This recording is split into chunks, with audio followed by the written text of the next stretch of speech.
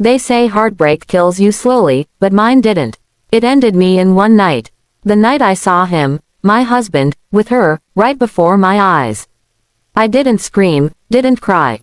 I just disappeared. But what he didn't know was that my silence would haunt him louder than any scream ever could.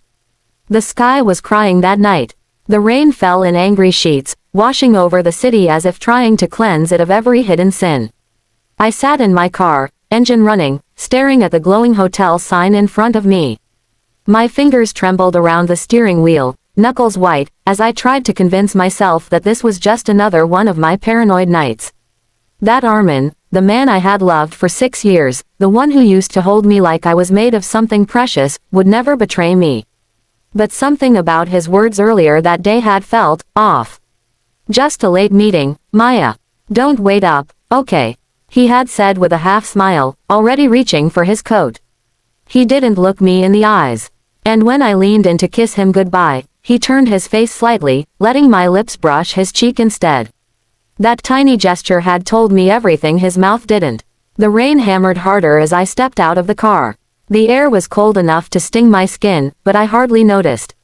My heels splashed through puddles as I crossed the street, my coat pulled tightly around me. Inside the hotel lobby, warm golden lights glowed from marble floors and expensive chandeliers, but I felt nothing. Just the heavy ache in my chest and the dread that grew with every passing second. "Good evening, ma'am," the receptionist greeted politely. "How may I help you?" I forced a smile. "I'm here to meet my husband. He's in room 706, I believe." Her eyes flickered to the screen in front of her. "Ah, yes, Mr. Armin Khan checked in about an hour ago." 1 hour. That's how long he'd been here. My stomach churned. I thanked her quietly and walked toward the elevator, my pulse thundering in my ears. As the doors closed, I caught my reflection in the mirror, wet hair clinging to my face, mascara smudged, lips pale. I barely recognized myself. The elevator dinged softly on the 7th floor, and I stepped out into the hallway. The carpet muffled my footsteps, but each one felt impossibly loud in my head. Room 706 was at the end, the number glowing faintly under the dim wall light. My heart was beating so fast it hurt. I hesitated for a moment, hand hovering over the handle. I wanted to turn back. To go home, make some tea, and tell myself I was being ridiculous. That love like ours didn't just vanish. But love had been fading for a while now, slowly, silently, like a candle burning down to its last flicker. Before I could decide, the door gave way under my touch. It wasn't locked, and in that instant, everything I'd ever believed about us shattered. The room smelled faintly of wine and perfume. The curtains were drawn, and the soft glow from the bedside lamp fell across the bed where 2 figures moved.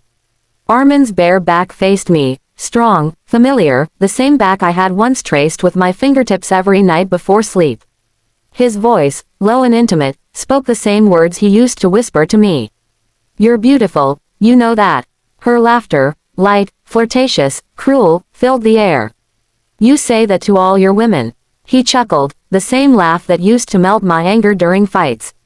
"Only to the one I'm with right now." Something inside me cracked so quietly that even I couldn't hear it at first. I wanted to scream, to hurl something at him, to make the pain inside me visible. But instead, I stood frozen. My body numb, my mind refusing to accept what my eyes saw. He turned slightly, and for a brief moment, I saw his face, eyes closed, lips pressed against her skin. The same lips that had kissed my forehead this morning as he told me he loved me. The tears didn't come, not yet. Instead, there was a strange, eerie calm that washed over me. I didn't move until I felt the cold draft from the hallway brush my neck. That's when I realized, I had to leave. I took one step back, then another, and gently pulled the door closed behind me. The soft click of the latch felt final, like the closing of a coffin. My breath caught in my throat, and I pressed a hand against my mouth to keep the sound inside. The hallway spun around me. I could hear the rain again, faintly, through the hotel walls. My feet carried me forward on instinct, and before I knew it, I was outside, the storm swallowing me whole. I drove for hours, through empty roads and blinding rain. I didn't know where I was going. The city lights faded behind me, replaced by dark fields and winding highways. My phone buzzed with his name, again and again, but I didn't answer. I I didn't want to hear his voice. At some point, dawn began to break, painting the horizon with pale gray light. I pulled over near a small roadside motel, hands shaking so badly I could barely grip the keys. Inside, the mirror showed me a woman I didn't recognize, eyes red and hollow, hair tangled, makeup streaked. I sank to the floor, knees drawn to my chest, and finally, the tears came. Silent, bitter, endless. It wasn't just about the betrayal. It was about everything I had given, everything I had believed in, everything that now felt like a lie. That morning, I made a decision. I turned off my phone, left my bag on the table, and walked out with nothing but my wallet and a small notebook. I didn't tell anyone where I was going. I didn't want to be found. Days passed. I found myself in a quiet coastal town hours away from the city. The sea was calm, endless, mercilessly beautiful. I rented a small room by the shore and took a job at a local cafe. No one knew me there. To them, I was just Maya, the quiet woman who smiled politely and worked hard. At first, the silence felt unbearable. I would wake up at night hearing echoes of his voice, remembering his touch, the promises he made. But slowly, the pain dulled, replaced by something unexpected, peace. I started writing again, something I hadn't done in years.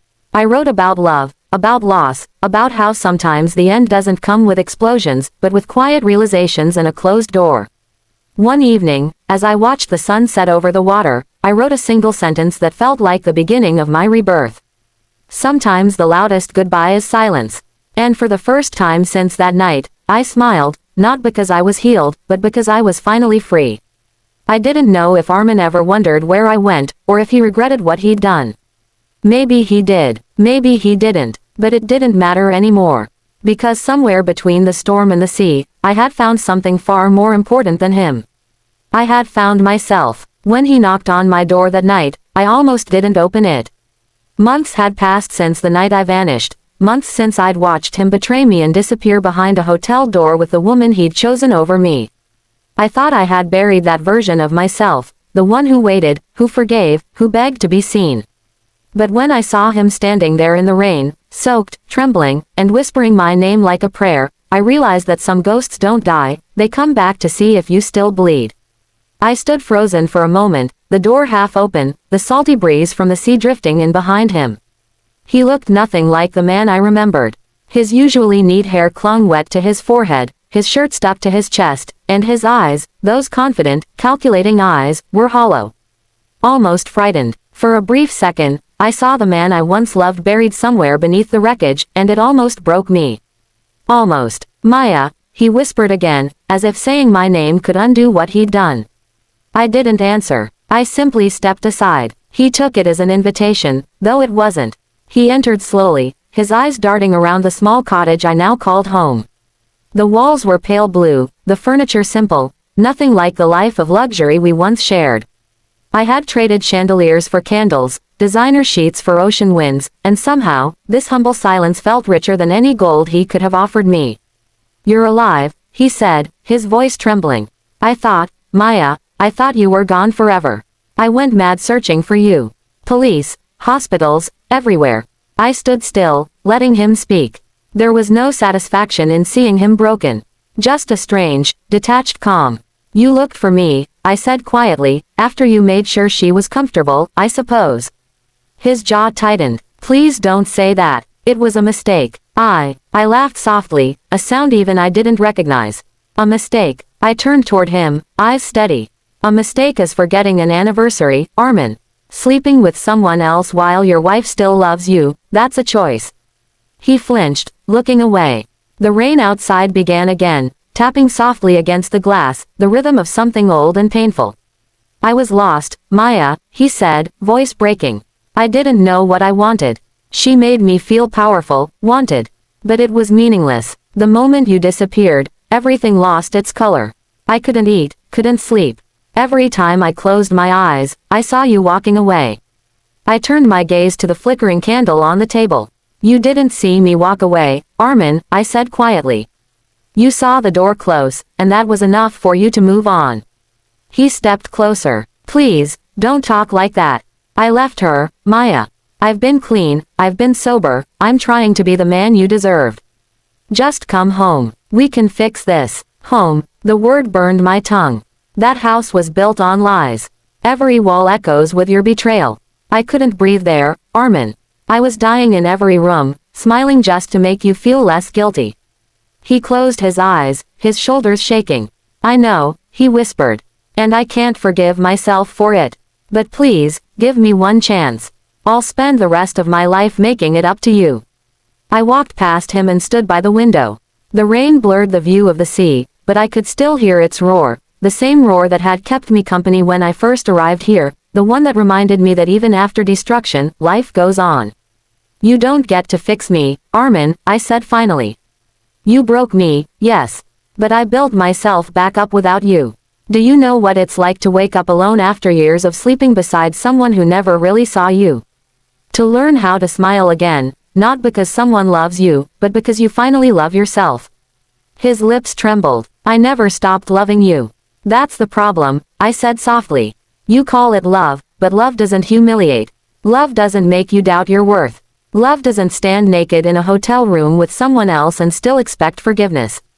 He took a step forward, and for a moment, I thought he'd reach for me. But I didn't move. I wasn't that woman anymore, the one who softened at his touch, who believed in his apologies. Maya, I can't live without you, he whispered. You already did, I replied, my tone even. You lived just fine when I was gone. You just didn't like the silence that followed. He looked at me then, really looked at me, and I could see the truth settling in his eyes. The realization that I wasn't coming back. Not now, not ever. I reached for the small ring I still kept on the shelf, a symbol of a life that no longer belonged to me. I walked to him, placed it in his open palm, and closed his fingers around it. This, I said softly, belongs to the man you used to be. Not the one standing in front of me. He stared down at the ring, rainwater dripping from his hair onto his trembling hands. So that's it, he asked, his voice barely a whisper. You're just letting go. I nodded. I already let go the night you did. He collapsed onto the couch, his head in his hands, his sobs muffled but raw. I didn't move to comfort him. Once, his tears would have broken me. Now, they only reminded me of how long I had cried alone. I opened the door and stepped outside. The rain soaked through my clothes instantly, but it felt cleansing. Behind me, I could still hear his voice calling my name, pleading, desperate. I didn't turn around. The sea roared louder, and I closed my eyes, breathing in the scent of salt and freedom. For the first time, the world didn't feel heavy. It felt wide open, limitless. Weeks passed after that night. He never came back. Maybe he finally understood that some endings aren't punishments, they're awakenings. I continued working at the cafe, my days filled with warmth, laughter, and people who didn't know my story. And for once, I didn't need anyone to. One morning, as I stood behind the counter watching the sunrise, a tourist asked about the cafe's name, vanished. I smiled. It's about starting over, I told her. About losing yourself to the wrong person and finding yourself when they're gone. She smiled back, unaware of the storm that had once raged inside me. Later that night, I walked barefoot along the shore, the waves kissing my feet. I whispered to the sea, not in pain, but in peace. Thank you, I murmured, to life, to loss, to every scar that had made me stronger. Because sometimes, silence isn't weakness. It's power. Sometimes, walking away isn't defeat. It's freedom. And sometimes, the most beautiful revenge is simply surviving well enough that the person who broke you can never reach you again. I vanished from his life once, and this time, forever.